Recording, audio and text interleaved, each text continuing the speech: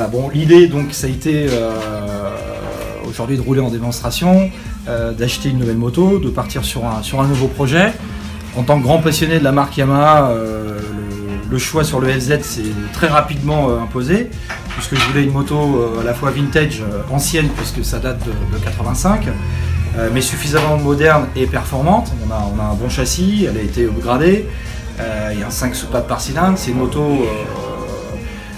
l'idée c'est de refaire une réplique de la moto qui a gagné les 200 miles de Daytona en 85, pilotée par Eddie Lawson. Voilà, donc ça moi c'était le projet qui aujourd'hui se réalise grâce à l'aide technique de Mathieu. Ouais, effectivement, la FZ, donc déjà Arnaud il a trouvé une FZ en super état quand même. Donc on est parti sur une bonne base.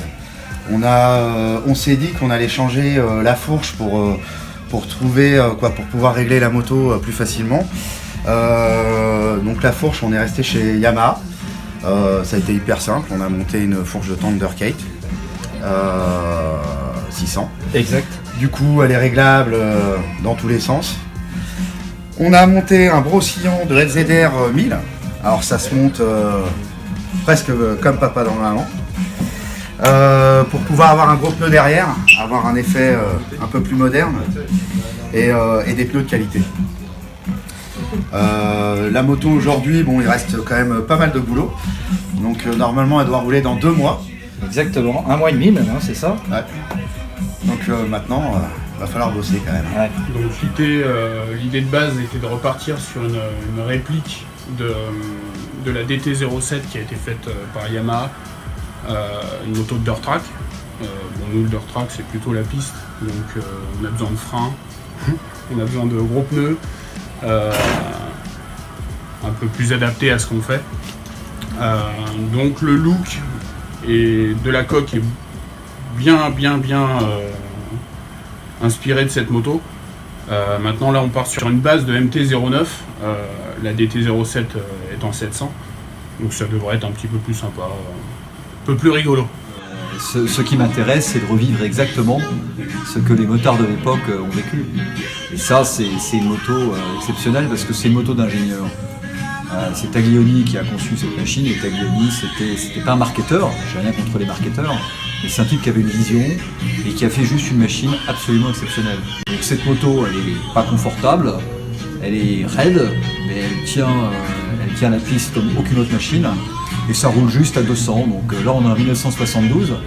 C'est la première Ducati Twin jamais conçue, donc c'est la 750 GT, qui ensuite a donné la version 750 SS, donc c'est la version sport. Alors, la version sport, c'est un siège un peu moins rembourré, et puis des gros carburateurs, et puis pas de rétroviseur, hein, on n'est pas dans le raffinement extrême. Donc moi j'ai racheté cette machine il y a très longtemps, il y a plus de 20 ans, et je l'ai entièrement refaite.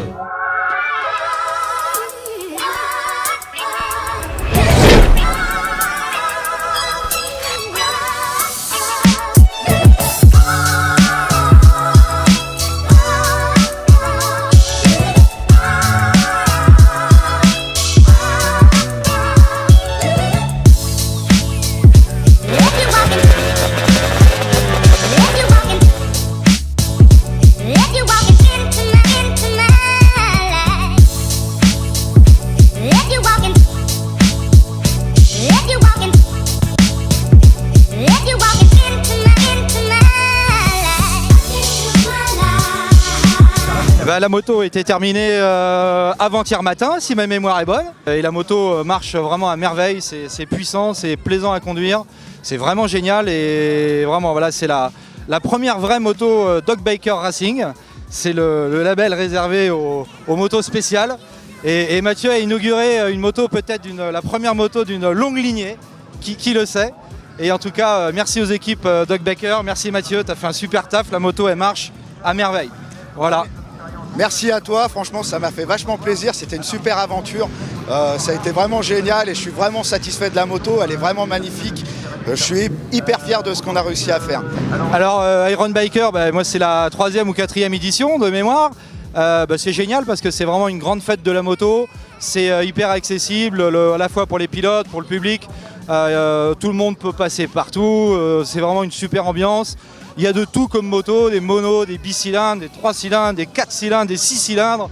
C'est vraiment une grande fête, tout le monde est mélangé.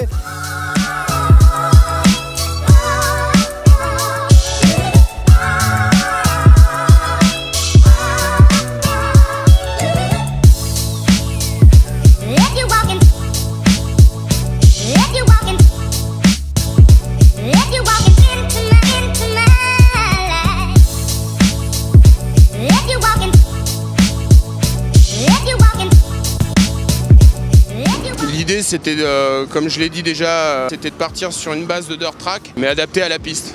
Donc un jouet pour les week-ends quoi.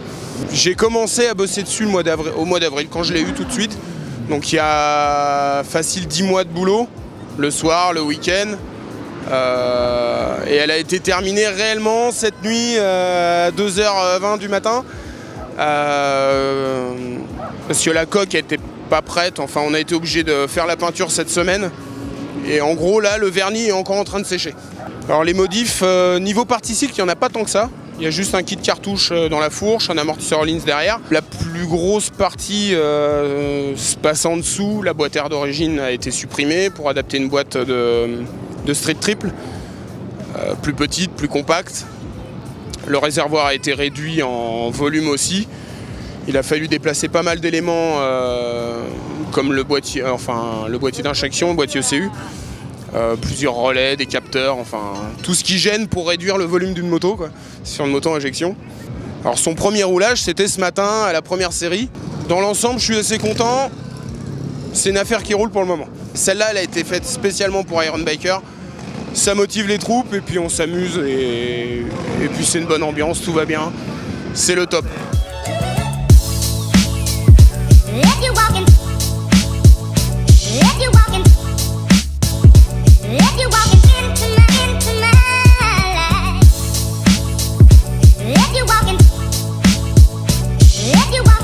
Alors cette année j'ai une 750 GT qui est la première Ducati Twin jamais sortie, qui date de 1972.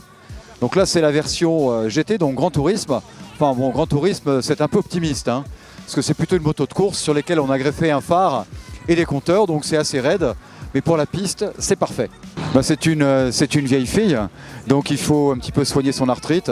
Donc il faut vérifier bien sûr tous les classiques, tous les serrages et desserrages. Là-dessus, pour les initiés, donc c'est un couple conique au niveau de tout ce qui est culbuterie. Donc il faut vérifier que les jeux sont toujours là pour éviter de les casser, bien évidemment. C'est un moteur qui est très sollicité. On monte à 7000, 8000 tours sans problème. Pour une machine qui a 50 ans, c'est plutôt pas mal, hein. Et je rappelle que c'est des carbus, c'est pas de l'injection. Donc par rapport à certaines Yamazuka où il y a des capteurs partout, là tous les capteurs sont dans la tête du pilote. Bon, c'est une machine qui est un rail. C'est vraiment une machine de course. Donc ça a une allonge extraordinaire. Contrairement à ce qu'on pense, ça ne se conduit absolument pas dans le couple, ça se conduit dans les tours. Donc c'est un rail, ça se pilote de manière extrêmement fine et il y a de la puissance de manière assez saupoudrée.